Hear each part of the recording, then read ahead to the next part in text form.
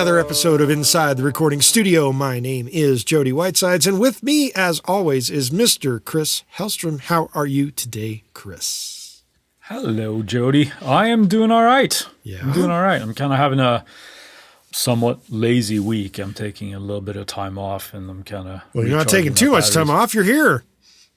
Well, there's only so much you can slack off, right? Yeah, I have you counting on me for this, and all our lovely listeners to a much lesser degree, I'm sure. But no, they are much more important than I am. So, True. I think you just took yourself out of this equation here. So, I did. Well, they don't listen for me. They listen for you. You're the voice of reason to my insanity. Think so. Is that the way it goes? I don't know. Anyway, right. What are we talking about today, sir? Well, we have a listener request today. Yes, we do. Our loyal listener, David Rinaldi. And he requested that we talk about monitor headphone mixing solutions. Yes. So we're going to tackle that subject today. How do we get started with monitor solutions for headphones? What's the best way to get started? Well, I think we are going to take this in sort of three tiers, if you will. Mm-hmm. First of, when you have just limited ins and outputs. So we're going to discuss that first. Then we're going to talk about how you have a little bit of a larger system, more inputs, outputs, that kind of thing to your disposal. And then finally, a full-blown sort of like more or less top of the line type of system when you're working with in the larger space and more inputs and outputs, more people at the same time, that type of thing. So the first step there would be we have an interface that just is like 2 in and 4 out. Yes, the very bare bones of the front end world to a DAW. And sometimes that is, of course, that's all we need. If we are not tracking multiple people at the same time, monitoring or headphone mixing is less of an issue for us generally, because we tend to have that already taken care of with the gear that we have. Mm-hmm. Would you agree to that? Yes, I would. All right. I have nothing to add to that.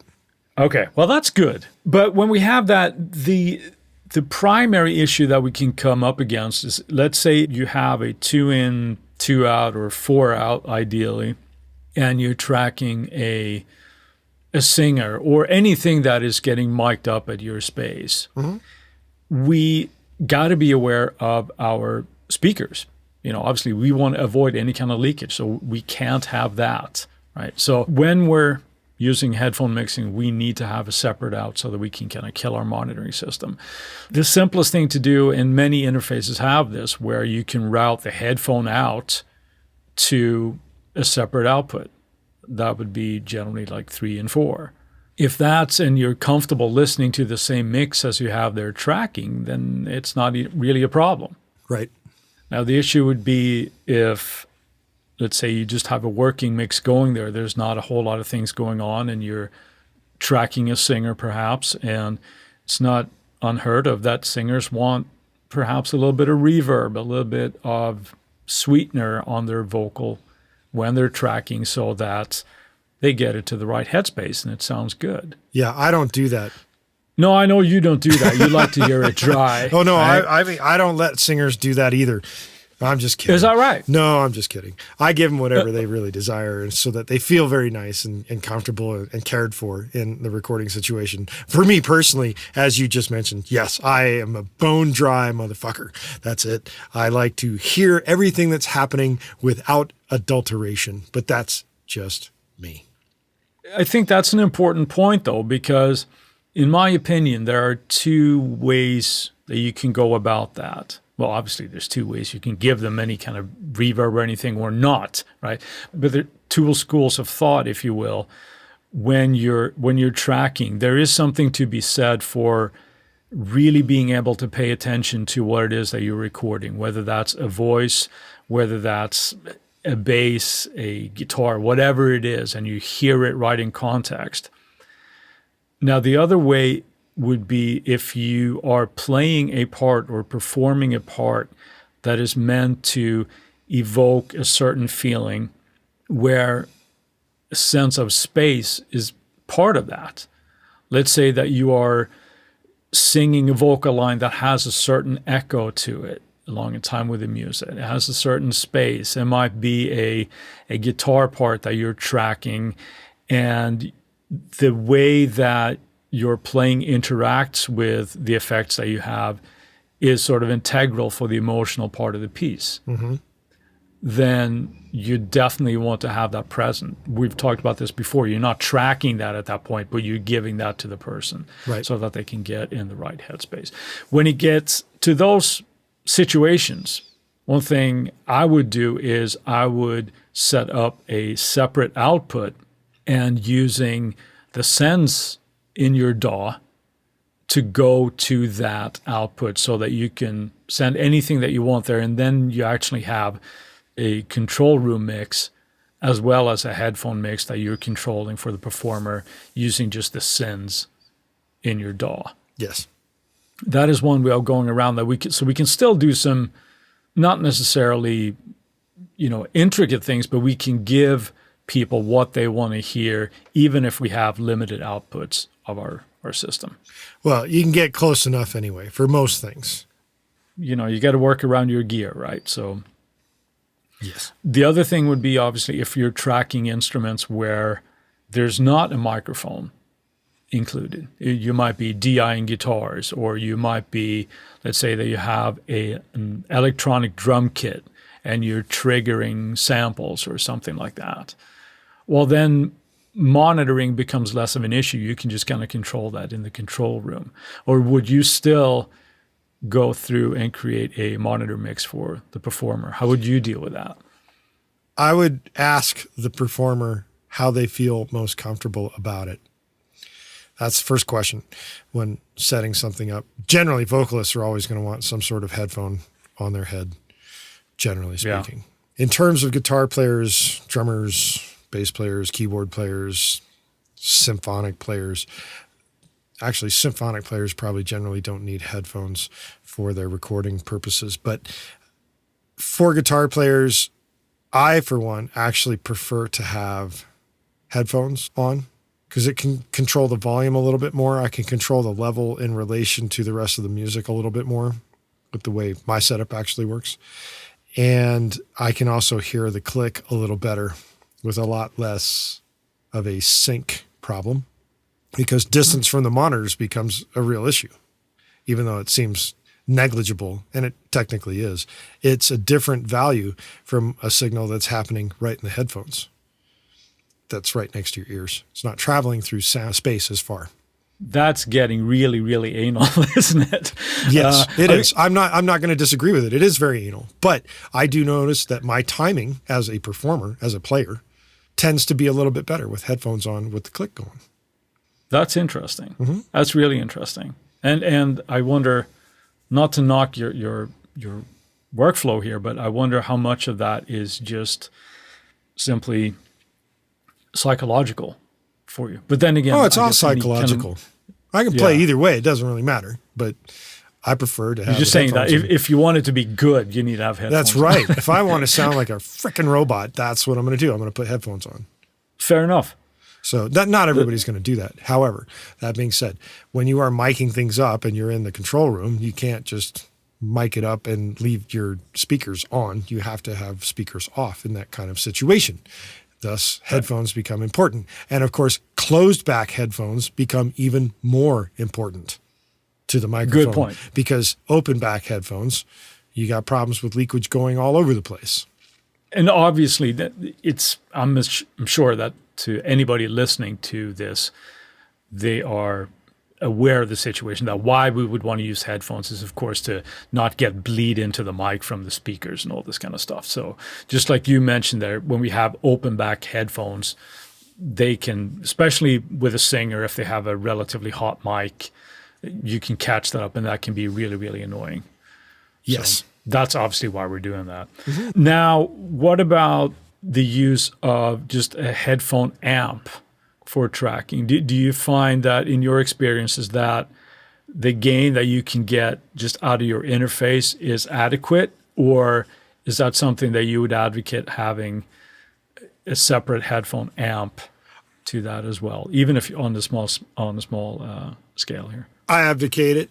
And the reason why I say that is even when I had a much smaller setup in terms of the amount of cue outputs that I could do for different monitor mixes, I had, and actually I still own it, a Behringer headphone amp.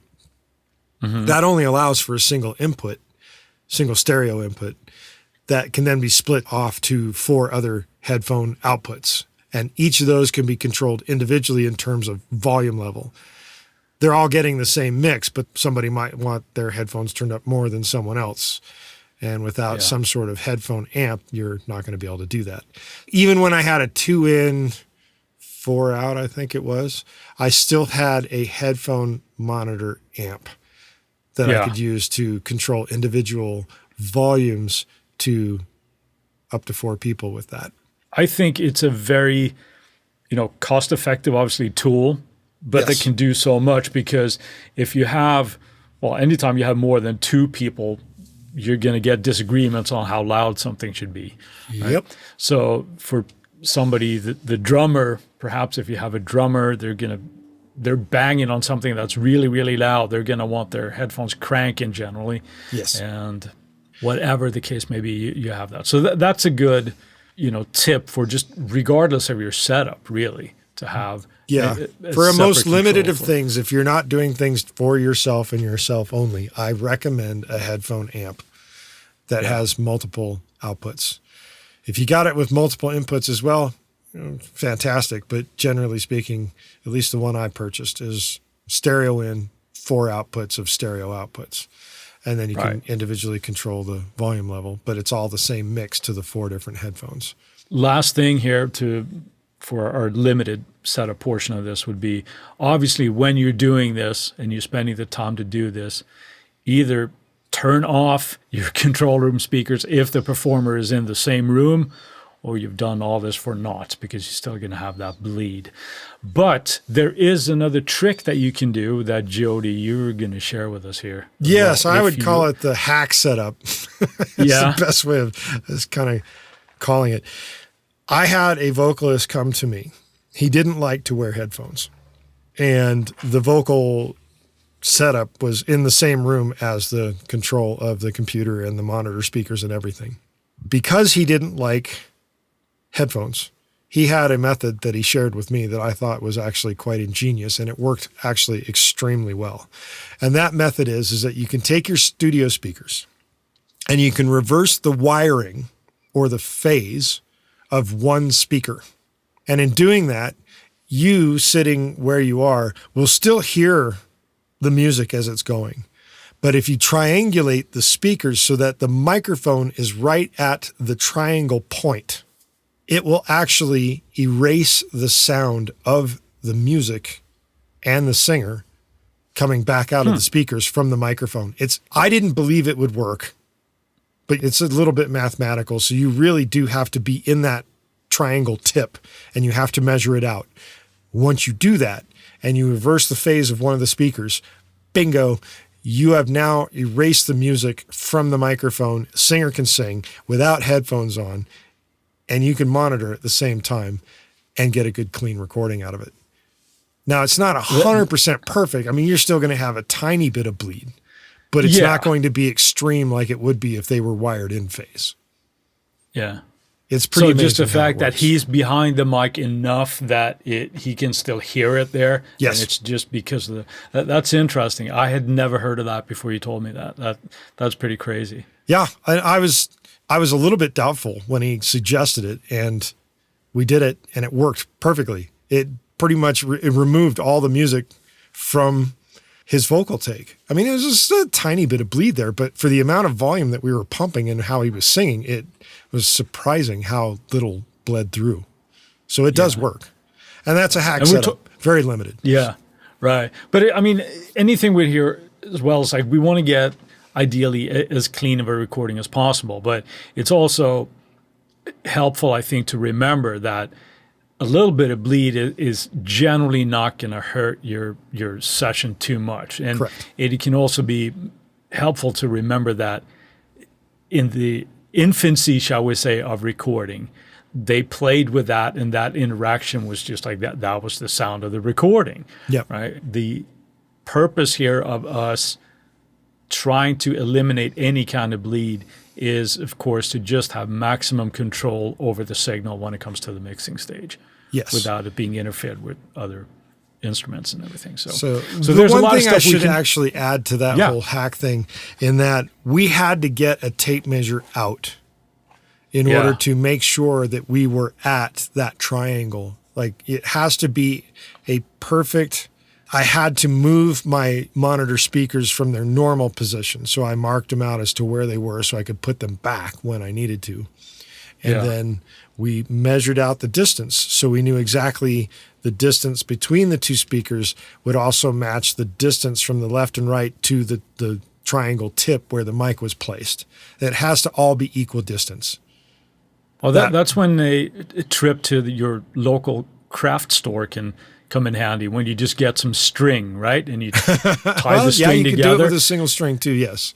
Right. So, but you can do that, and you essentially just formulate that triangle between the speakers, and then okay, well, here's the tip. This is where we'll place. And and the reason why I mentioned that is because me, as the control person, couldn't have my speakers in my normal place because I'm supposed to be at the point of the triangle, right? Right. But he had to stand further back, so we had to widen the distance between the two speakers and then make sure that they were faced to that triangle. So yeah. And that is highly important to get that bleed out of the microphone when you're doing it without headphones, with inverted phases between your speakers. So one is in phase, the other one's out of phase. And when they meet at that microphone, boop. It's kind of like nulling out a mix on a DAW. When you invert the phase and you play it against the actual mix, it should null out, so to speak. Yeah. Depending on the processing you're doing. But yes. Correct. Yeah. Right. Cool. Yeah. And with that, let's take a quick break for a word from our sponsors. And we're back. We're going to be talking about our next level of setup now that we've gone through 1.5 levels, so to speak, because the hack setup is kind of a 0.5. What do we got next? I think this is a good opportunity for you to sort of describe what you have, because in your system, you have a couple of different Apollos, and it allows you to get more than one monitor mix. Yes. You're basically expanding on the concept that we just talked about when we just have one extra output. Right. Or one stereo extra output. So maybe you can discuss a little bit how you are actually routing yours, how many outs you have, and that kind of thing. Sure. The Apollo isn't the only solution for this. Just to be upfront, this is, even though I'm going to describe the Apollo system from Universal Audio, it's not the only system that can allow for this kind of setup. But the Apollo, with its console software, depending on the number of interfaces you have, can give you from either 1 to 4 submixes, which they call Q outputs, which is what we use for our monitoring headphone mixing solutions when you're trying to get mixes to the players, the performers. With a single Apollo twin, you get the ability to do 2 Q outputs. And the reason why it can be done that way is that in the console software, it knows that the twin has a line out, which is a 3/4, and it also has a headphone out, which gives you 2 separate outputs, so to speak, with the line out of the 3/4 being the left and right, and then the headphone out just being a stereo jack. When you go to your DAW setup, you can choose buses, and with whether it's Logic or Luna or whatever, I set up a bus structure that tells the DAW that when this bus is being used, its output is going to go to said output on the Apollo. So that would be 1 or 2 or 3 and 4, just to kind of clarify. No, it would actually be either the line 3/4 or the headphone 1/2. And then the console software knows, based on how it's set up, that if it's Q mix 1, it goes to, for me, the line 3/4. And if it's Q mix 2, it goes to the headphone jack. Does that make sense? Yeah. Okay. I think you just used a little bit of a different terminology for the same thing. I might be wrong here, but you're saying that the line is still just this sort of stereo out. right? It is a stereo. Well, it is a left-right out. It is not necessarily stereo. It is left-right. No, right. Yeah, left and right. And then the dedicated headphone mix, normal headphone mix would be 3 and 4. Well, actually, the headphone out on the Apollos is literally the headphone out. That's what it's called. Okay.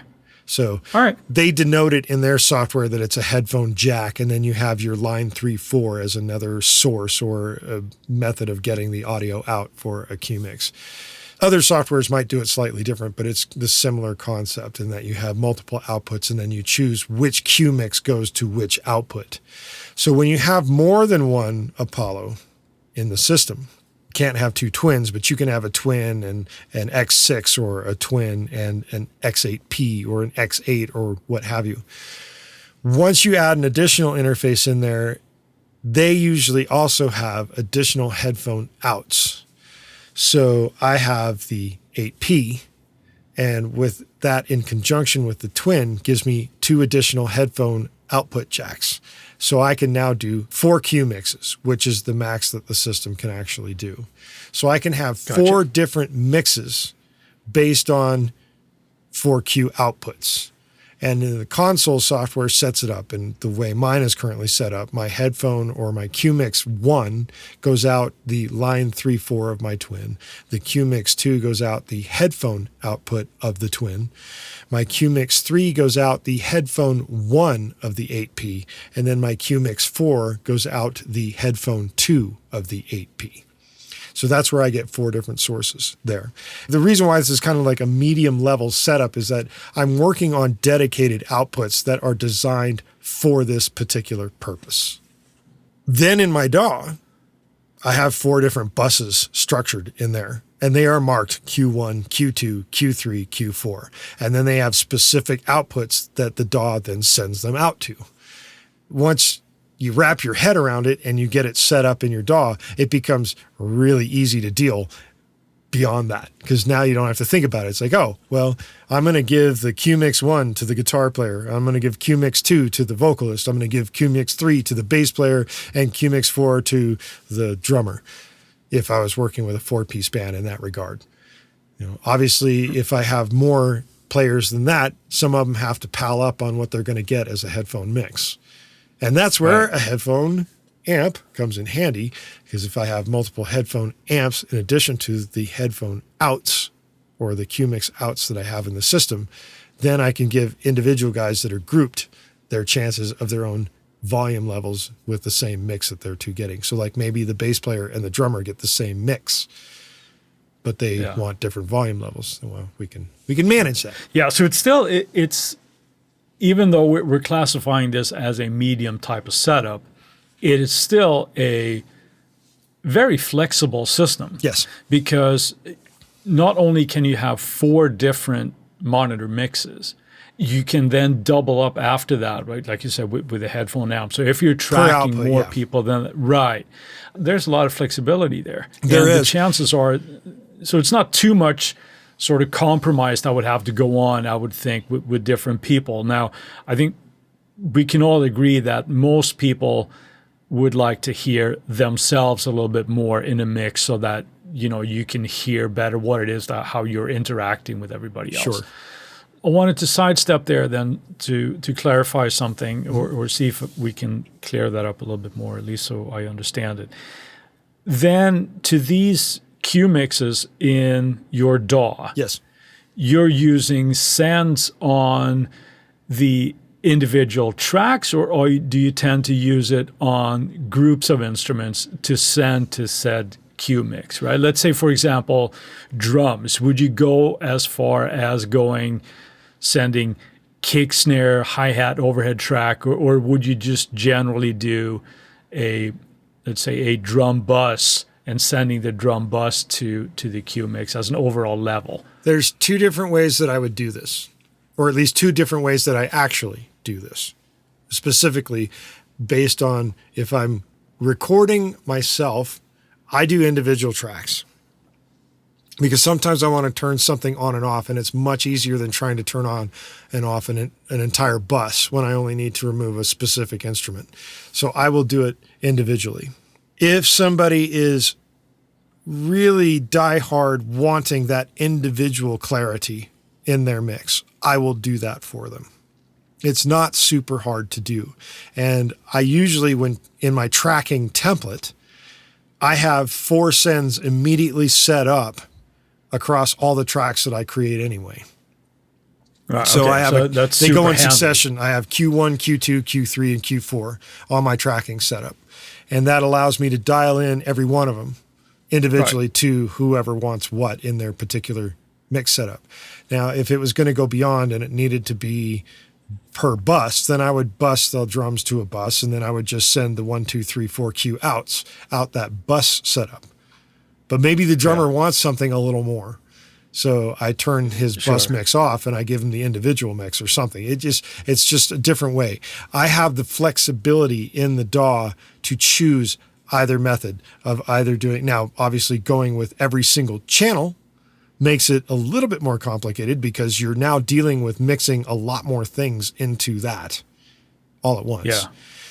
But Logic has I can't remember if it came in 10.5 or if it was already available in 10.4. I want to say it was in 10.5 where you can essentially set up the sends on faders. Yes. So it actually moves. So it's a relatively elegant solution for the ability to do that. And I'm sure other DAWs do very similar things. Yes. But since I'm a Logic user, that's what I'm most intimate with. So and it's called sends on faders. And what you do is when you flip that little switch that says the sends are on faders, and you tell which send you're going to work with to the channel strip, and now you've got a golden fader for that. So you're not working with a tiny little like circular dial. You can work with an actual fader if you wish to do that. Yes. Mm-hmm. Yeah. So I think that's a pretty elegant solution. But something you touched on there, I think, is also important to kind of just reiterate is that I asked you whether you did it on the buses and did it on an overall bus. Doing it that way is not necessarily less work. So we're still just dealing with the sends on each channel. So if you just wanted to send the entire kit, or if you have a whole keyboard packet, you could just select all the tracks and lower the send all in one go anyway. So keeping the individual control might be just simpler in the long run, just less thinking for you possibly. Yeah, and it makes it look like I've got a giant mix already going, even though I don't. Right. But the difference also, too, that happens between having every channel as an individual send to whatever Q monitor mix, as opposed to having they all go to a bus and you're using the singular bus for the Q monitor outs, is that I can have a separate mix that goes to the stereo out for me, and each player can have their own mix of what goes to them if every channel is used instead of just busing.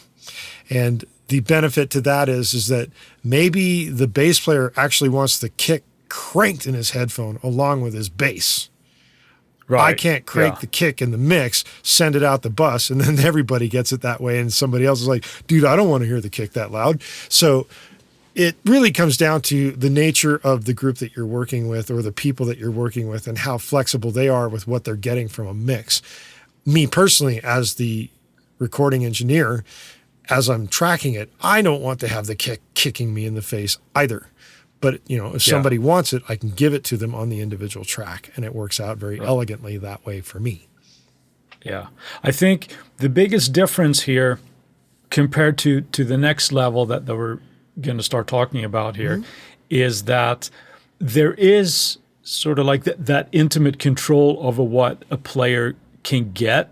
But the biggest difference is that they're not turning the dial. They'll have to ask you for it. Yes. So that you can set it up. That's where I think this kind of sets in the medium setup in that you as the recording engineer are actually in charge of dialing in everybody's headphone monitor mixes. The other beauty of it too, though, is that you can send an additional send to another bus for like reverb for the vocalist, and then that bus can go to his cue output, and then you can dial in the amount of reverb that he hears or she hears. Yeah. And that's Yeah. beneficial as well, if it goes around the fact that your vocalist wants to hear reverb and chorusing on their vocal, or maybe the delay as well, if they're going to play off whatever effects that are going on. You can do the same thing if you're direct recording guitars. Generally speaking, you're just grabbing the individual original sound that's coming from the guitar into the interface, and then you're playing them the output that's coming from whatever amp emulations and effects that are on it. You can send all that to the guitar player as necessary. And actually, you can send all that to whatever individual wants to hear the guitar in that manner. So that's another benefit to having this kind of setup and flexibility, is you can send additional effects to outside buses, and then those buses can be set to the individual cue mixes and mixed in as well. But that all falls on the player telling the recording engineer, and the recording engineer having the flexibility in their system to be able to pull it off. And there is a little bit of a lesson in there. We go back to when we talked to Ray about the live monitoring and the ability to communicate what it is that we want. Yeah, it's a highly important thing to have the performers be comfortable enough to tell you, hey, this is what I need in my mix. I can't begin to tell you how many musicians step into a recording studio and they don't know what they want to hear in a monitor mix. And maybe it's because some of the artists that I've worked with aren't used to that. Maybe they've come from their bedroom and they always just do it themselves, or I don't know what. However, when you get guys that are like that, you can start offering suggestions to them. Yes, it will create more work for you. However, if it helps them to perform better, it's always a good thing to add. Definitely. More comfortable they are, they're probably going to deliver better anyway. So, yeah. If you're in that situation, don't be afraid to ask for stuff.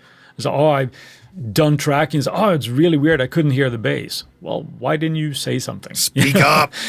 Yeah, indeed. Right. All right. So should we move on to the Giant Pro setup here? What do you think? Yes, why not? So now we get to the level where each performer, each person playing end up with their own ability to they have a little box in front of them. Various manufacturers make this kind of thing, but they basically have ultimate control of what they want to hear in their headphones. Right. Besides just level. This is what we would call the pro level setup. It's advanced, and we get things like the hearback system from Hear Technologies. Yeah. And what that is it allows you, provided you have enough audio outputs. This is key because you're still, no matter if you're just, the 2 in 4 out, or you're going with a pro level thing, you are always going to be beholden to the amount of outputs that you have. Yes. We're just dealing with a different controller. So sorry to interrupt you there. No, that's vital information right there. So yes, with something like the Hearback Pro system from Hear Technologies, there are various levels of systems that they have. You need to have an audio interface setup that has a lot more outputs to be able to pull something like this off. They have several different levels of systems with the Hearback system from Hear Technologies, and I know there's others, but that's the one that I'm most familiar with. Yeah. But they operate the same way. You route your audio outputs to the inputs of the Hearback technology, and it's hardwired. Now you have outputs that go to specific inputs on the Hear system, and they're just automatically wired to always take whatever it is that you're giving it. This is probably also a system where you're going to probably have more of a mix going on, and you're getting it from sends of buses or what have you. You can also do it on the individual tracks as well. But those outputs are like, you have an output for a kick, you have an output for your snare or what have you. Or if you're doing just an output for drums, an output for keyboards, an output for vocals, an output for guitars, synthesizers, orchestra, whatever it is that you have, with the number of outputs that you have available to you. Yeah, I think the low end of the Hear system is 16. Right. To make full use of it, you need to have at least 16 outputs of your audio interface, or you're potentially having a bigger system than you actually can use. Right. You have to have more than your stereo outs. more than your monitor outs. You have to have the individual outs for everything else you're going to send it. Once it's sent to the hear system, the hearback system then has Ethernet cable that runs to these little controllers. Yeah. And those controllers will sit next to wherever you have the people set up in the studio. So you could have one of the, if you have a vocal booth, you set up the vocalist's hearback controller in his thing with an Ethernet cable that goes from the hearback system to the controller in the vocal booth. Same thing for the guitar player that's sitting in the studio. Same thing for the drummer, the bass player, etc. They all have a little control box that has multiple dials on it, depending on the level that you purchase for that. You can do anything from just individual, like, well, this is the mix that's going for the drums, and you can dial that much of the drums in. Or if you want to hear more of yourself as the guitar player, you dial the guitar knob higher, etc. And with a little bit more outputs, with the higher end systems that they have, the vocalist could even not only dial themselves in comparison to the rest of the mix, you can have effect sends for the vocalist going to some of your inputs for the hearback technology system and dial those. And then the vocalist can dial in their own amount of how much reverb do I want to hear when I'm singing? How much chorusing do I want? How much delay? Whatever effects you're going to put on the vocal, they can dial it in the booth for themselves.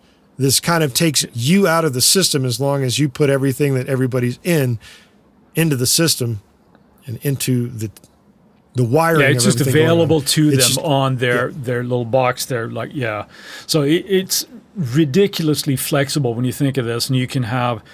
The way I understand it is that there are several sort of input points to this breakout box, which is the system that distributes the audio.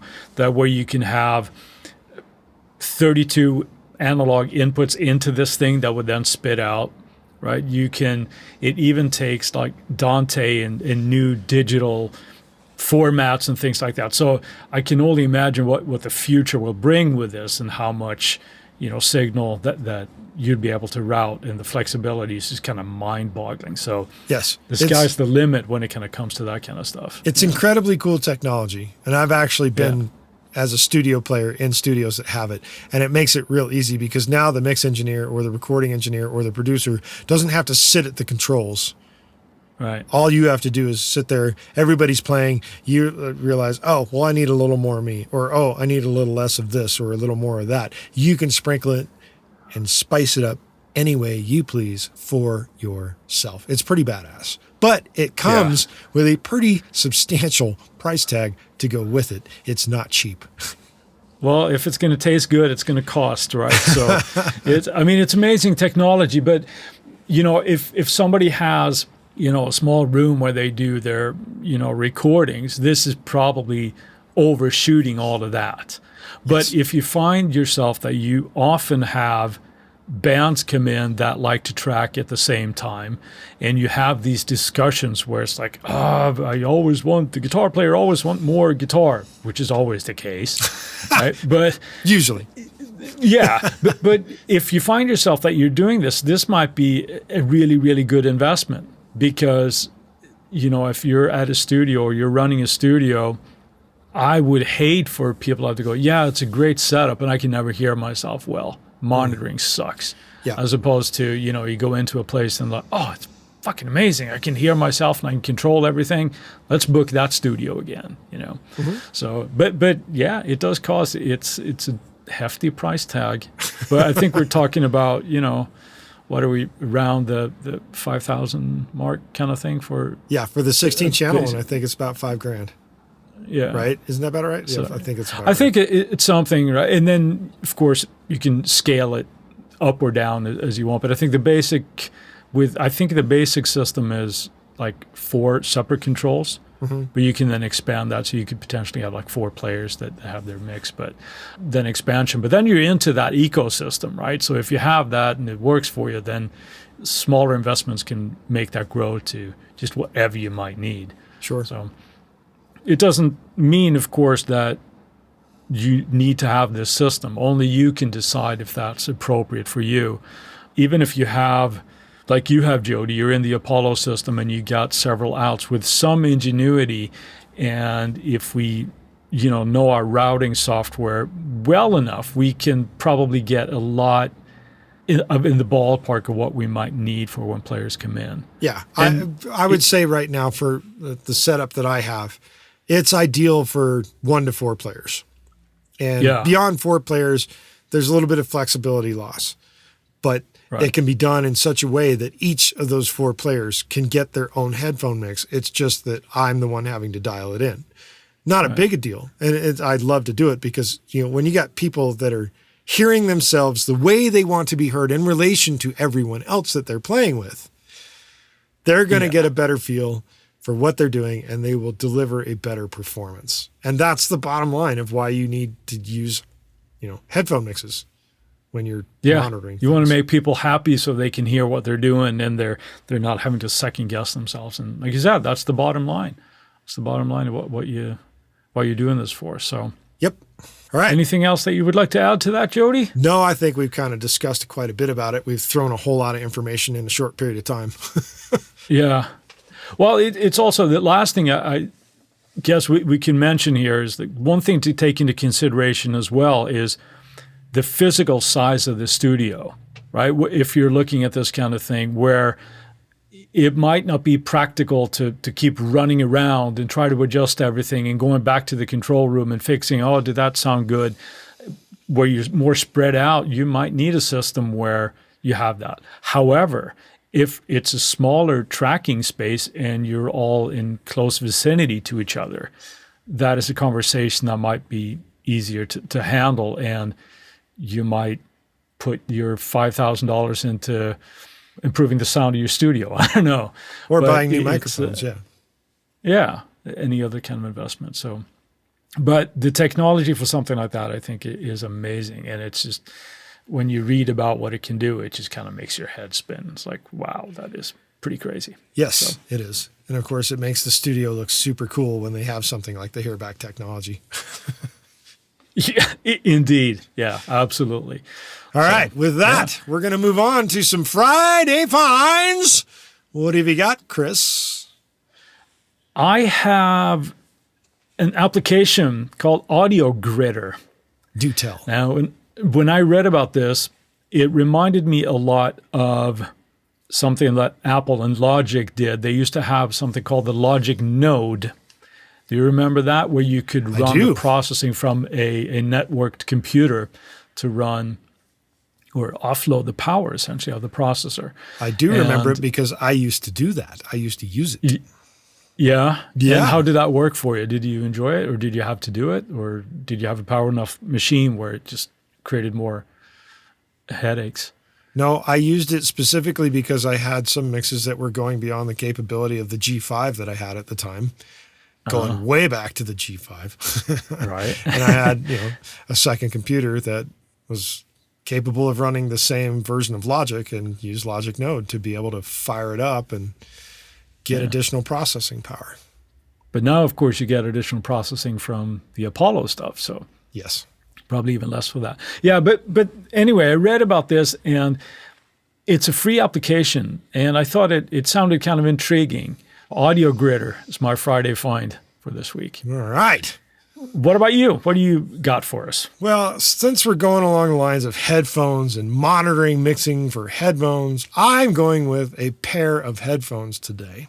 And that pair of headphones is the Sennheiser HD206s, which are like the modern version of my favorite studio headphones, which they don't even make anymore, is the Sennheiser HD250s. So you can get the HD206s for roughly about $50, and they are spectacular headphones. $50? Wow. Yeah, it's not too bad. No, that's almost obscenely cheap. Yeah. If they're as good as you're mentioning. Yeah. And the Sennheisers are great, they're great headphones. There's no ifs, ands, or buts about them. I love mine. Yeah. Do you use SonarWorks with them? I do not. Although I would be willing to bet that the updated version and or the original version of SonarWorks probably has an HD206 print to it. Mm-hmm.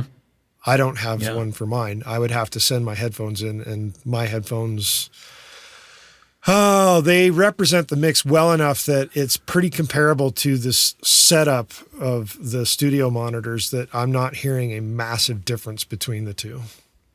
Oh, that's good. Yeah. That's good. Right. Cool. All right. So there it is. And with that, while we've got your attention, we would like to ask you to go to our website and leave us a review at insidetherecordingstudio.com/review. Or you can just trip on over to insidetherecordingstudio.com and sign up for our email list. In doing so, we'll get you some plug-in presets from both Chris and I. Plus, in addition to that, once you're on the email list, you will get weekly reminders about the Tuesday tips that come out every Tuesday. And we'll make sure that you don't miss any future episodes of the podcast. If you would like to send us an email to goldstar, GOLDSTAR, at insidetherecordingstudio.com with the word or phrase this week of personal mix, you'll get something cool back in your inbox. If you have a topic of suggestion like today's episode, which came from Dave Rinaldi, you can head on over to our contact page, send us the idea, and we will put it into consideration for a future episode. And with that, I'll say, see you next week, Chris. Have a good one, Jody.